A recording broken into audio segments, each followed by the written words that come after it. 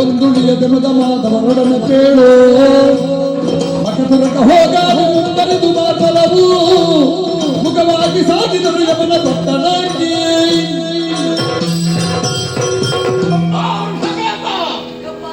ನೋಡಿದ್ಯಾ ಮಗನೇ, ನನ್ನ ಜೀವನದಲ್ಲಿಯೂ ಹೊಸ ಅನುಭವವಿದೆ.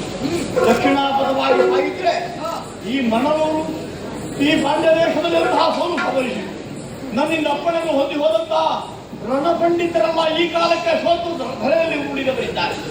ಹಂಸಧ್ವಜ, ನೀಲಧ್ವಜ, ಪ್ರದ್ಯುಮ್ನೇ ಮೊದಲಾದಂತಹ ಪರಾಕ್ರಮಿಗಳು ಸೋತಿದ್ದಾರೆ. ಈ ಕಾಲಕ್ಕೆ ಯುದ್ಧವನ್ನು ಮುಂದುವರಿಸುವುದಕ್ಕೆ ನಾನೇ ಎದ್ದು ಹೊರಡಬೇಕಾಗಿದೆ. ಆದರೆ ಒಂದು ನಿನಗೆ ಒಳ್ಳೆ ಭವಿಷ್ಯ ಉಂಟು. ನೀವು ಆದಷ್ಟು ಬೇಗನೆ ಹಸ್ತಿನಾವತಿಗೆ ಹೋಗ್ಬೇಕು. ಯಾಕಂದ್ರೆ ಇಲ್ಲಿ ನಡೆದ ವರ್ತಮಾನ ವಿದ್ಯಮಾನ ಅವರಿಗೆ ಗೊತ್ತಿಲ್ವಲ್ಲ. ಆದಷ್ಟು ಬೇಗನೆ ಹಸ್ತಿನಾವತಿಯನ್ನು ಸೇರಿ ಅದು ಧರ್ಮರಾಯನಲ್ಲಿ, ಭೀಮಸೇನರಲ್ಲಿ, ಅಲ್ಲಿದ್ದಂತಹ ವ್ಯಕ್ತಿಗಳಲ್ಲಿ ಎಲ್ಲ ಇಲ್ಲಿ ನಡೆದಂತಹ ವಿಚಾರವನ್ನು ಅರಿಸಬೇಕು. ಅಲ್ಲಿಂದ ಸೇನೆ ಬರುವಲ್ಲಿಯವರೆಗೂ ನಾನು ಯುದ್ಧ ಮುಂದುವರಿಸ್ತೇನೆ. ತಡ ಮಾಡಬೇಡ, ಹೊರಡು.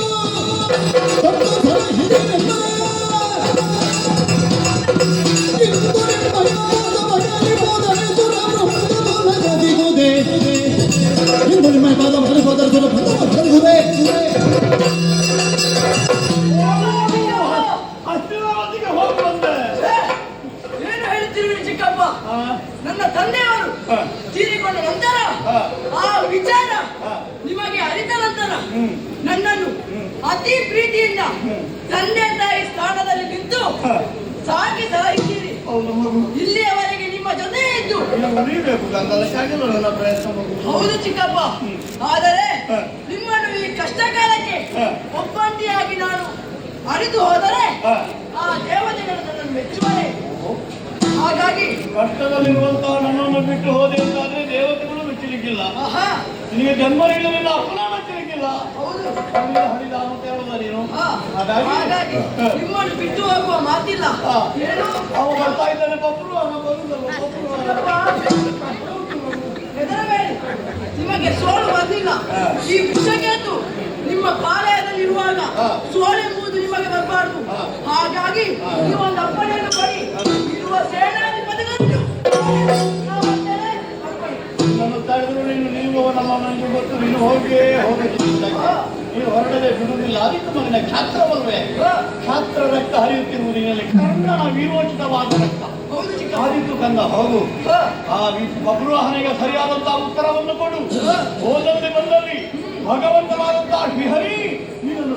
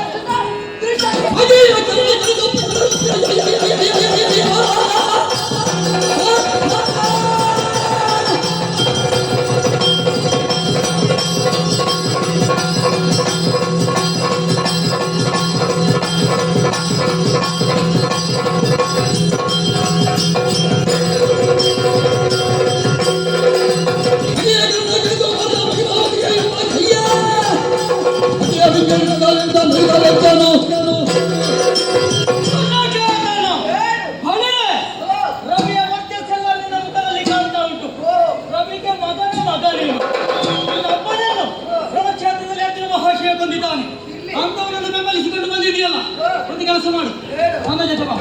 ನಾವಿರುವರು ಸೇರಿ ಬಂದರೆ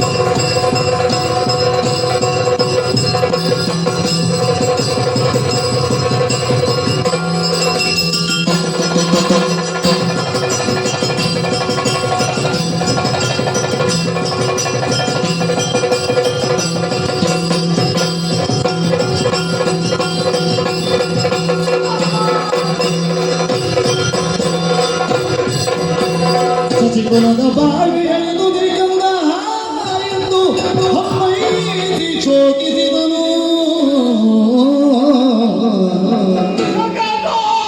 ಕರ್ಣಜಾತಕ ಮರುಪ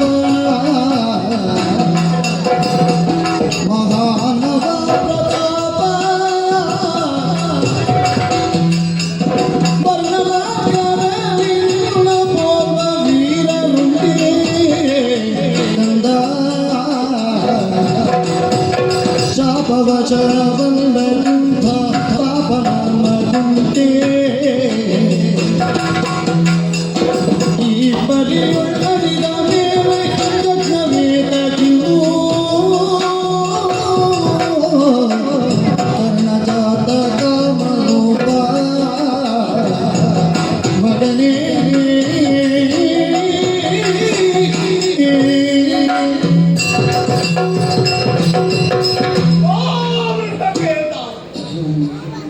ನಗರಕ್ಕೆ ಹೋಗುವಂತೆ ಒತ್ತಾಯಪೂರ್ವಕವಾಗಿ ನನ್ನಿಂದ ಅಪ್ಪಣೆಯನ್ನು ಹೊಂದಿ ರಣರಂಗವನ್ನು ಪ್ರವೇಶ ಮಾಡಿ ವೀರೋಚಿತವಾದಂತಹ ಕಾಳಗವನ್ನು ಎಸಗುತ್ತಾ ತನಗೆ ಹುಟ್ಟಿದೆಯ ಎಂಥ ದುರಂತವೇವಾದಂತಹ ಸನ್ನಿವೇಶವನ್ನು ಕಾಣ್ತಾ ಇದ್ದೇನೆ. ನೀನು ಒಳ್ಳೆಯ ಕಾರಣ ಅರ್ಜುನನಿಗೆ ಒಂದು ಅಪವಾದ ಬಂದುದೇ ಕಂದ. ಯಾರನ್ನು ಬೇಕಾದರೂ ಸಂತೈಸಬಹುದು, ಯಾರು ಒಪ್ಪಿಕೊಳ್ಳುವ ಹಾಗಿಲ್ಲ. ಕೃಷ್ಣಸ್ವಾಮಿ ಮಾತ್ರ ಒಪ್ಪಿಯಾದಂತೆ ಉಳಿದ ಪಾಂಡವರು ನನ್ನ ಸಹೋದರರು ಹೇಳಿಯ ಕರ್ಣನ ಹೆಸರು ಹೇಳುತ್ತಾ ಇದ್ದಾಗ ನನಗೆ ಬಂದಿರುತ್ತಾ ಕ್ರೋಧ, ಕೋಪ, ಕರ್ಣನಿದ್ದಂತಹ ದ್ವೇಷ ಅದು ಅರ್ಜುನನಿಗೆ ಇನ್ನೂ ಇಕ್ಕಿ ಹೋಗಲಿಲ್ಲ. ಈ ರೀತಿಯಲ್ಲಿ ರಣರಂಗದಲ್ಲಿ ಮಗನನ್ನು ಕಳುಹಿಕೊಟ್ಟವರ ಬದಿಗೆ ಕರ್ಣಾಗಿ ಹೋದನಲ್ಲ ಅಂತ ನನ್ನ ಬಗ್ಗೆ ಅಪವಾದ ಹೇಳಿ ಯಾರು ಮಗನೇ? ಯಾಕೆ ಯಜ್ಞ? ನಿನ್ನನ್ನು ಕಳ್ಕೊಂಡ ಮೇಲೆ ಯಜ್ಞ ಯಾಕೆ ಬಂತು? ಅದು ಕೌರವ ದುಷ್ಟನಾದ ಒಂದು ಮಾತು ಹೇಳಿದ್ದಾರಂತೆ. ಅಭಿಮನ್ಯುವಿನ ಶವವನ್ನು ನೋಡಿದಂತಹ ಕಾಲಕ್ಕೆ ಅವರು ಹೇಳಿದಂತೆ, ಅಭಿಮನ್ಯು ಹೊರಗಿದಂತ ಈ ವೀರ ಭೂಮಿಯಲ್ಲಿ ನನಗೂ 6 ಅಡಿ ಮಣ್ಣು ದೊರಕಲಿ ಎಂಬ ಹಾಗೆ ನೀನು ಹೊರಗಿದಂತ ಈ ಭೂಮಿಯಲ್ಲಿ ನನಗೂ 6 ಅಡಿ ಮಣ್ಣು ದೊರಕಲಿ ಮಗಲೇ. ನನಗೂ ಬೇಡ ಯುದ್ಧ, ನನಗೂ ಬೇಡ.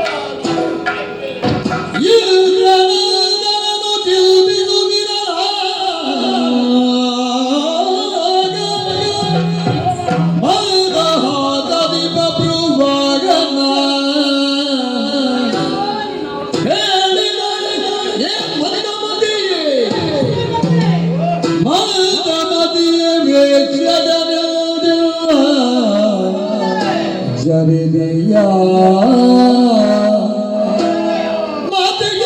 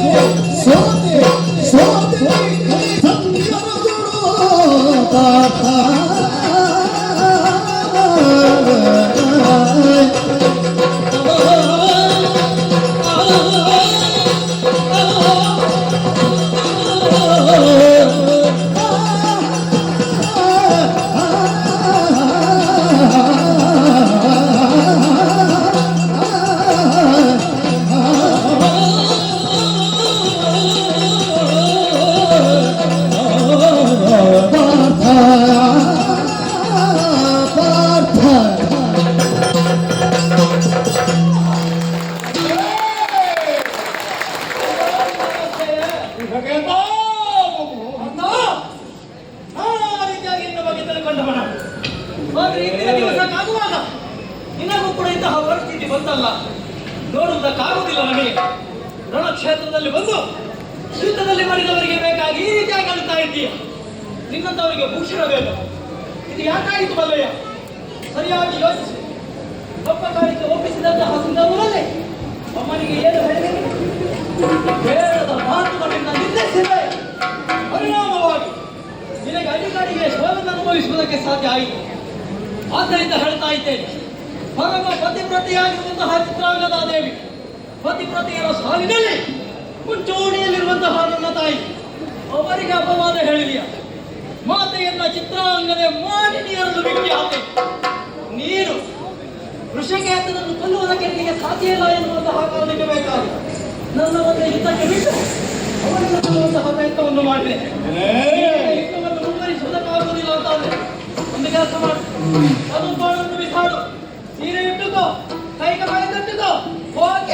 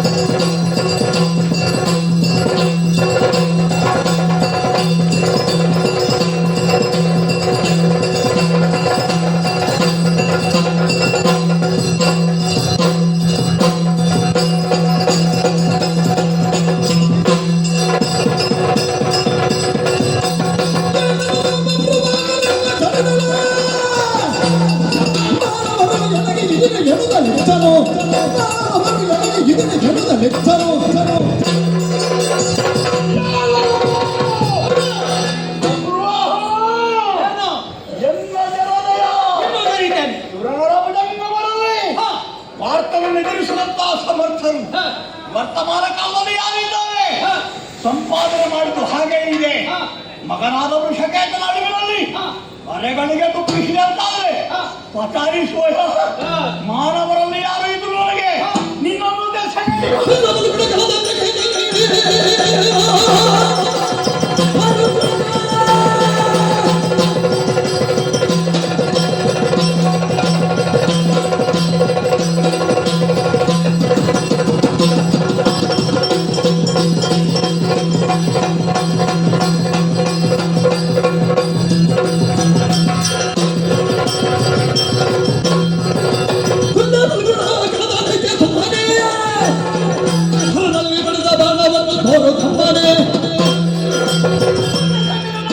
ಹುಟ್ಟಡಿಗಿಸುವ ಗಂಡುಗಲಿ ಮಾರ್ತ ಅದು ಹೌದಾ ನೀನು ಪ್ರಕಟ ಮಾಡಿಸು ಇಡೀ ಮಾಶುಪತ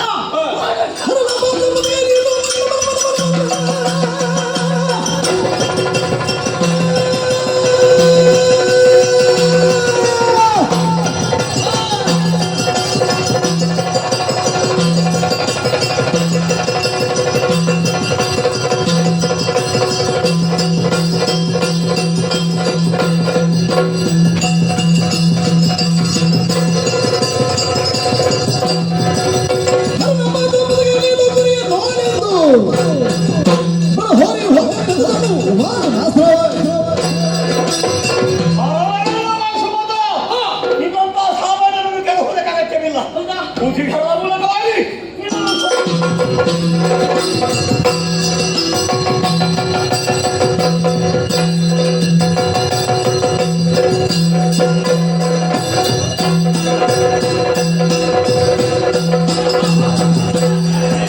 ಸಾಕು ದಡಿ ದಡಿ ಜಗಳಗೆ ಬಿಡಿ ಬಿಡಿ ಜಗಳಗೆ ಬಿಡಿ ಬಿಡಿ ವಾಕು ಕೇಳಿರಿ ಬಲು ವಿವೇಕ ತಾಳಿರಿ ವಾಕು ಕೇಳಿರಿ ಬಲು ವಿವೇಕ ತಾಳಿರಿ ಸಾಕು ಸಾಕು ಸಾಕು ತಡಿ ತಡಿ ತಡಿ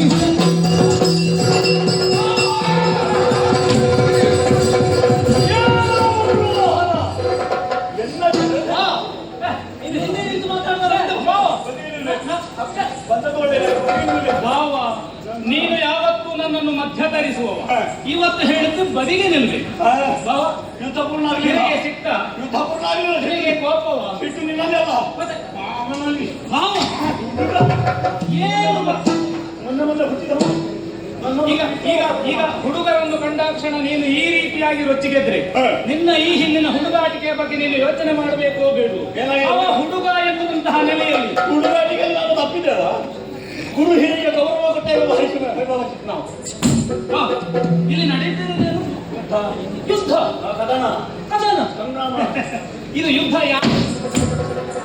ಅವನದವಳು ಕಲಿಪಾರ್ಪಣ ಕೆಣಕಿ ಉಳಿದವರಿಲ್ಲ ಹೌದು ಅದು ಅಪ್ಪರಿಸಿ ಬಗ್ಗಿರದರಲ್ಲಿ ಯಾರಿಗೂ ಭಯವಿಲ್ಲ ಬಾವ ನಾವೆಲ್ಲ ಕಳೆದ ದಿನಗಳನ್ನೇ ನೆನಪಿಸಿಕೊಂಡು ಅದೇ ಛಾತಿಯನ್ನು ಉಳಿಸಿಕೊಂಡಿದ್ದೇವೆ ಎನ್ನುವಂತಹ ಭಾವನೆಯಿಂದ ನೀನು ಈಗಲೂ ಮುಂದುವರಿಯುತ್ತಾ ಇದ್ದಿ. ನನಗೆ ಉಳಿಸಿಕೊಳ್ಳಿಕ್ಕೆ ಸ್ವಲ್ಪ ಕಷ್ಟ ಆಗ್ತದೆ ಈಗ ಬಾವ ಹೌದೌದು ನೀನು ಎಷ್ಟು ಹೊಳೆದಿದ್ದಿ ಅಂತ ನನಗೆ ಗೊತ್ತುಂಟು.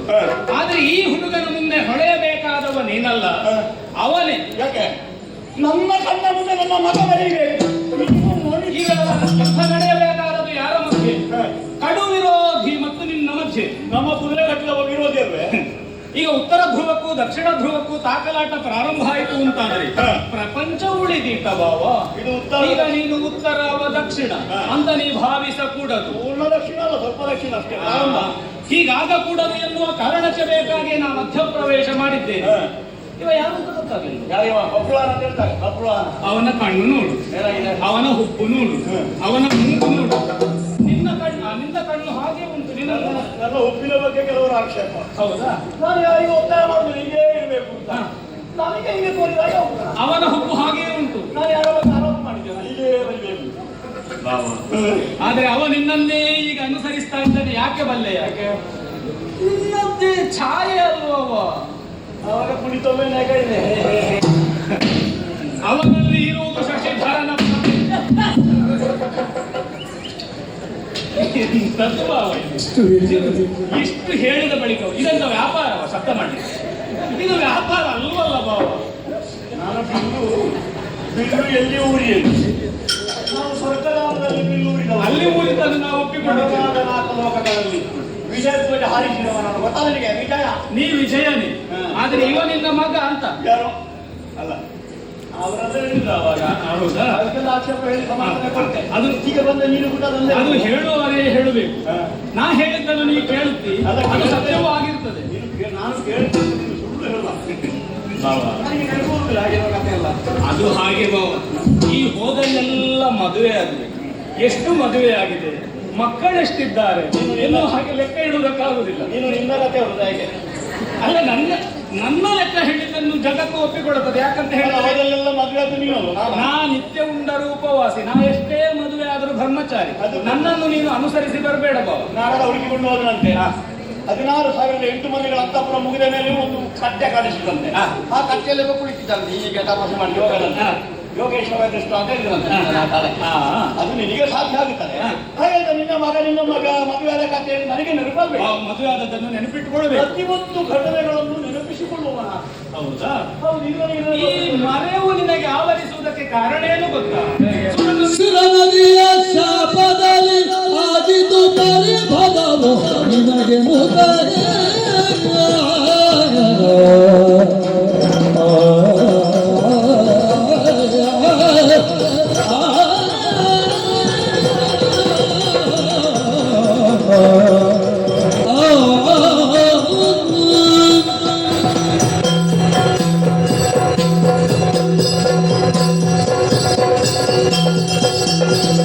ಸುರನದಿಯ ಶಾಪದಲ್ಲಿಯಾಗಿದು ಪರಿಭವವು ನಿನಗೆ ಮುಳುಗಿಸಿ.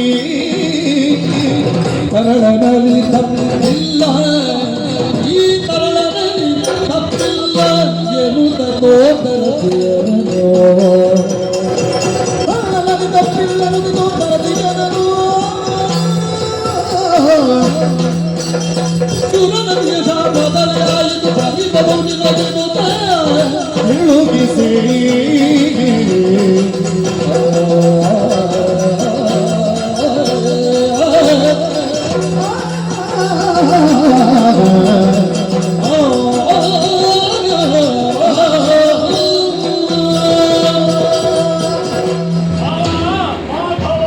ನಾವು ಕಳೆದದ್ದನ್ನೇ ಯೋಚನೆ ಮಾಡುತ್ತಾ ಇರುವುದಲ್ಲ. ಒಮ್ಮೊಮ್ಮೆ ಕಡಿತಕ್ಕೆ ನಾವು ಹೋಗುವುದಕ್ಕಾಗುವುದಿಲ್ಲ. ನಮಗೆ ಪ್ರಾಯ ಆಗಿದೆ ಬಾಬು. ಒಮ್ಮೆ ನಿಲ್ಲಿಸ್ತೀರ. ಈ ಹುಡುಗರ ಓಘಕ್ಕೆ, ಅವರ ವೇಗಕ್ಕೆ ನಮಗೆ ಒಗ್ಗಿಕೊಳ್ಳುವುದಕ್ಕಾಗುವುದಿಲ್ಲ. ನಮ್ಮದು ಯಾವತ್ತಿದ್ರೂ ಗತಿ ನಿಧಾನವೇ ಇರಬೇಕು. ನಿನಗೆ ಮರೆವು ಆವರಿಸುವುದಕ್ಕೆ ಕಾರಣ ನನಗಾದದ್ದು ಮರೆವು ಅಂತ. ಯಾವುದರ ಬಗ್ಗೆ? ಕಳೆದ ಅನುಭವದ ಬಗ್ಗೆ. ಹೌದು. ಯಾವ ಪ್ರಕರಣ? ಈ ಮರೆವಾಗುವುದಕ್ಕೆ ಕಾರಣ ಇದೆ. ಎಚ್ಚರಿಸ್ತಾ ಇದ್ದೇನೆ ನಿನ್ನನ್ನು. ಬಂದಂತಹ ನಿನ್ನನ್ನು ನೀಲಧ್ವಜ ಎದುರಿಸಿದ. ಯುದ್ಧ ನಡೆದಿದೆ. ಅವನ ಮಗನಾದಂತಹ ಪ್ರವೀರನನ್ನು ನೀ ಕೊಂದೆ. ವಿರೋಚಿತವಾದ ಯುದ್ಧವನ್ನು ಮಾಡಿ ಅದು ಹಿಡಿತಾರೆ. ಆದಂತಹ ಸೋಲಿನ ಬಗ್ಗೆ ನೀಲಧ್ವಜ ತಲೆ ಕೆಡಿಸಿಕೊಳ್ಳಲೇ ಇಲ್ಲ. ಆದರೆ ನೀಲಧ್ವಜನ ಮಡದಿಯಾದಂತಹ ಜ್ವಾಲೆ ಈ ಸೇಡನ್ನು ಇರಿಸಿಕೊಂಡೇ ಜೀವನದಲ್ಲಿ ಬದುಕುತ್ತಾ ಇದ್ದವರು. ಇದಕ್ಕೆ ಸರಿಯಾದ ಸೇಡು ತೀರಿಸಿಕೊಳ್ಳಬೇಕು. ಒಂದೊಮ್ಮೆ ಅಲ್ಲಿ ಅಗ್ನಿ ಬಂದಿದ್ದ. ಅಗ್ನಿ ಅವನನ್ನು ಸೇಲೆ ಸುಡುವುದಕ್ಕಾದಂತಹ ಕಾಲಕ್ಕೆ ಅವನ ಭಗತಗಳಿಗೆ ಒಡಪಟ್ಟು ದೇವರಿನಂದು ಗಾಂಧಿವ ವಂಶವಾಗಿತ್ತೆ.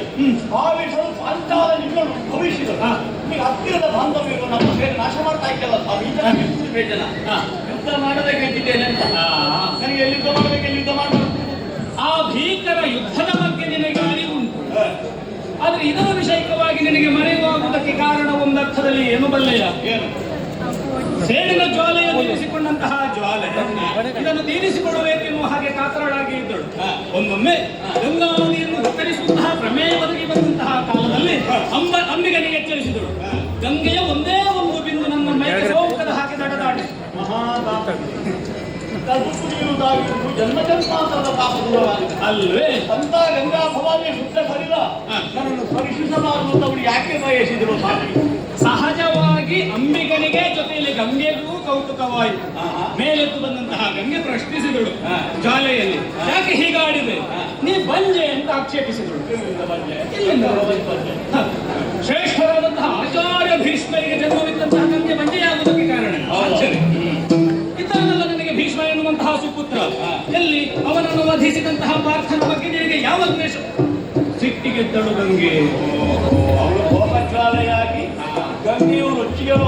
ಹೇಳಿದ್ರು ಮಾತಿನಲ್ಲಿ. ಹಾ. ಹೆಣ್ಣು ಮಕ್ಕಳು ಏನೋ ಮಾಡ್ಯಾರಪ್ಪ ಅಲ್ವಾ? ಮಾತಿನಲ್ಲಿಯೇ ಕೊಂದಾರು ಯಾರ್ಯಾರು. ಜೊತೆಯಾಗಿ ಗಂಗೆ ಶಾಪವಿತ್ತಿದ್ದಾಳೆ. ಏನಂತ? ತನ್ನ ಸುತನಿಂದಲೇ ಪಾರ್ಥನಿಗೆ ಮರಣ ಸಂಭವಿಸಲಿ, ಸೋಲಾಗಲಿ. ನಾ ಬಾರದಿದ್ದರೆ ಮರಣವಲ್ಲೋ. ಅಲ್ಲ, ನನಗೆ ಸೋಲೆಂಬುದೇ ಮರಣ. ಹಾ, 3 ವರ್ಷ ಗಂಡನಿಗೆ ಸೋಲಾಯಿತು ಅಂತ ಮರಣವಲ್ಲ. ಅಲ್ವಾ? ನೆನಪಾಯ್ತಾ? ಈಗ ಕಥೆಲ್ಲ ನೆನಪಾಗ್ತದೆ. ಅಗ ಅಪ್ಪ ಅಪ್ಪ ಅಪ್ಪ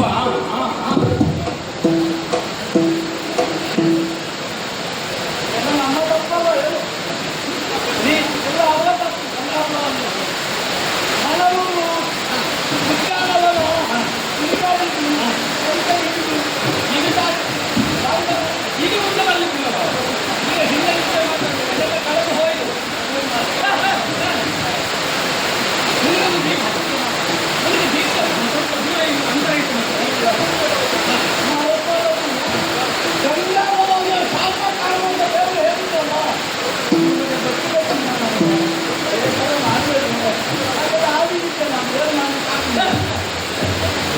ಮುಟ್ಟಿಗಿಲ್ಲಲ್ಲ ಬಾವ. ನಿನಗೊಂದು ದೀಕ್ಷೆ ಒಂದು ನೆನಪಿಲ್ವೋ? ಒಂದು ಮನೆಯವರೆಗೆ ದೀಕ್ಷೆ, ಹಾ ಹಾ. ಮೃಗದ ರಕ್ಷಣೆ. ಅದಾದ್ಮೇಲೆ ನಾವು ಹೋಗ್ಬೇಕು. ನಾರಾಯಣವರೆಗೆ ಹೋಗ್ಬೇಕು. ಧರ್ಮರಾಯನ ಮನೆಗೆ ಹೋಗ್ಬೇಕು. ನಿನಗೆ ಹಿಂದಕ್ಕೆ ಮುಖ ಹೇಳಿದ್ಮೇಲೆ ಮಗನ ನೆನಪಿಲ್ವೋ? ಅವೆಂತ ಹೇಳಿದ್ದಾನೆ ಗೊತ್ತಾ? ಮುಂದಿನ ಸಭೆಯಲ್ಲಿ ನಾನು ಅವನಿಗೆ ಗೊತ್ತಾ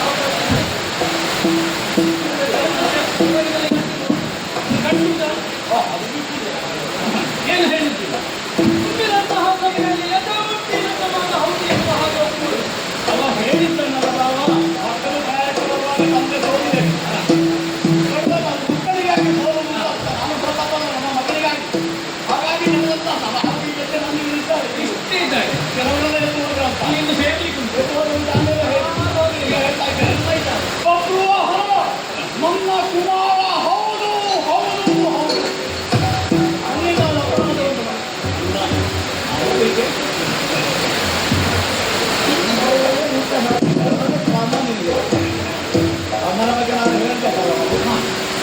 ಚಿತ್ರಾಂಗಣೆಯ ಬಗ್ಗೆ ಅವಹೇಳನ ನುಡಿಗಳನ್ನು ಮಾಡಿಲ್ಲ. ಅಪರಾಧವಿ ಪತಿವ್ರತೆಯರ ಬಗ್ಗೆ ಯಾರು ನುಡಿಗಳನ್ನು ಆಡೋದು ನನ್ನ ನಾಲಿಗೆಯಲ್ಲಿ ಬಂದು ಹೋಯ್ತು. ಬೀಜೀತ್ ಹೇಳ್ಬೇಕು. ಹಾಗಾಗಿ ಇದಕ್ಕೆ ಪ್ರಾಯಶ್ಚಿತ್ತ ಮಾಡ್ತಾ ಇದ್ದೀನಿ. ಚಿತ್ರಾಂಗನಾದೇವಿ ಪರಮ ಪತಿವ್ರತೆ ಹೌದು ಹೌದು ಹೌದು. ಅರ್ಜುನ ಸೇರಿ ಸಾಕು ನನಗೆ. ಅರ್ಜುನ ಸೇರಿಸಿದ. ಬಾಯರು ಗಿಡದ ಶತ ಮಾಡಿದ್ದ ಎಲ್ಲಿ ಹೋಗುದು? ತಿರುಗುದಲ್ಲ. ಹೋಗ್ಲಿಕ್ಕುಂಟಲ್ಲ? ನನಗೆ ಅವರು ಕರೆದು ಹಾಗಾಯ್ತು. ಕಮ್ಮಿ ಮಾಡ್ತಾರೆ. ಬಿಡರಕ್ಕೆ ಹೋಗುವ ಬಿಡರಕ್ಕೆ ಹೋಗುವ ಅಂತ ಬಿಡರಕ್ಕೆ ಹೋಗುವ. ಈಗ 60 ವರ್ಷದ ನೆನಪಾಗುವುದು. ಈಗ ನೆನಪಾಗ್ತದೆ. ನಿನಗೆ ಬಿಡಾರದ್ದು ಹೆಂಡತಿದ್ದೆಲ್ಲ ಈಗ ನೆನಪಾಗ್ಲಿಕ್ಕಿಲ್ಲ. ಯಾಕೆ ಗೊತ್ತಾ? ನೆನಪಾಗಲಿಕ್ಕೆ ನೀನು ಜೊತೆಗೆ ಬೇಕು. ನೀನು ಪ್ರೇರಣಾ ಶಕ್ತಿಯಾಗಿರ್ಬೋದು. ಆತನ ಪ್ರೇರಣೆ ಯಾರು? ಕೃಷ್ಣ. ನೀನು ಹೇಳಿದ್ದಲ್ಲ, ಪಾಂಡವಾನಾಂ ಧನಂಜಯೋಸ್ಮಿ. ಪಾಂಡವರಲ್ಲಿ ನಾನು ಅರ್ಜುನನಾಗಿರ್ತೇನೆ ಅಂತ ಹೇಳಿ ನನ್ನಿಂದ ಯಾವುದೇ ಕಾರ್ಯ ಘಟಿಸಲ್ಪಟ್ಟದು. ಅದಕ್ಕೆ ಪ್ರೇರಕನಾಗಿರುವ ನೀನು ಅಂತ ನಾನು ಅಲ್ಲೇವಾ? ಬಾವ, ಒಂದೆರಡು ದಿವಸದ ಆತಿಥ್ಯವನ್ನು ಸ್ವೀಕರಿಸುವಂತ ನಮ್ಮ ಕುದುರೆ ಇನ್ನೂ ಮುಂದುವರಿಯುವುದಕ್ಕುಂಟು. ಆ ಯೋಚನೆಯಲ್ಲೇ ನಾವು ಮುಂದಡಿಯಬೇಕಾದ ಅವನ ಮೇಲೆ ಹೇಳಿದ್ದು ಹೌದು.